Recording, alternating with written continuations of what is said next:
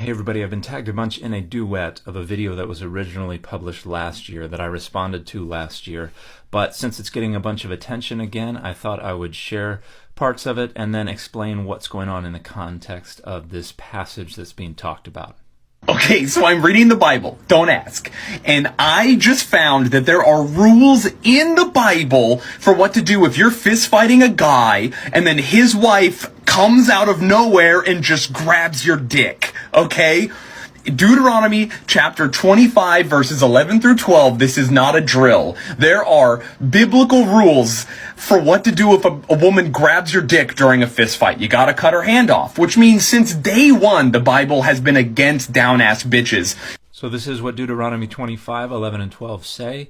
Seems to be complementing portions of Exodus 21, which also talk about inadvertent injuries that occur when two men are fighting.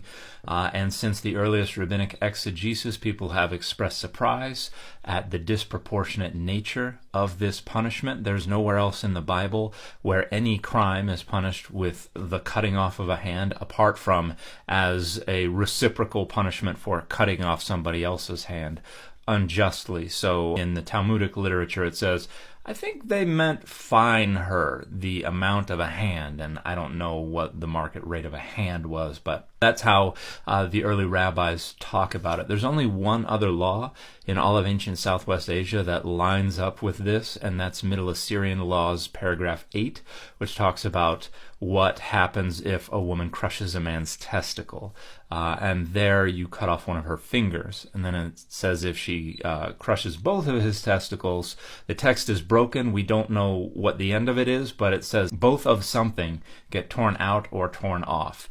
And conjecture has been that this refers to eyes or hands or nipples. I'm not responsible for these conjectures. I'm just reporting what scholars think. And so the idea seems to be that this is ending the man's ability to reproduce, which is one of their primary social functions, and so that reduces his social value significantly, and so it does merit a harsher punishment. But we have no indication, at least based on Deuteronomy 25, that this punishment was ever imposed on anybody. But that also means that at one point, one of the guys who wrote the Bible was in a fist fight, and that other guy's wife came out of nowhere and grabbed his penis like, I got his dick, Kyle, fuck him up. And then he lost that fight, and then after that he wrote rules against it because he was mad. For sure, that's what happened. Wow. So today when we see really weird rules, we think, well, that means somebody did something really stupid and they had to make a rule about it.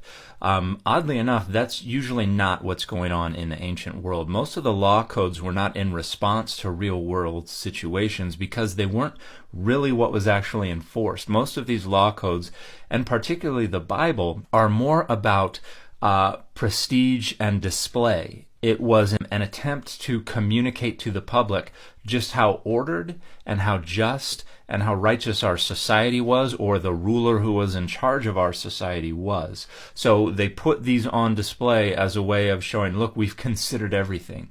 We've thought about it all. And that's why you have in the Bible this the goring ox is the famous example of what to do if somebody's ox gets out and kills someone, and what to do if somebody has been warned about letting their ox get out and their ox get out and kills someone. And we see that in multiple different ancient Southwest Asian law codes. And so it sounds like they had a huge problem with goring oxes, but we have no indication that they did. This was something that somebody put in a law code, and other people who were trying to come up with their law codes were like, that sounds really good, let's include that as well. So if you could produce responses, case law for a wide and complex variety of possible situations that displayed that your king or your god or whoever was responsible for these laws must be extra just.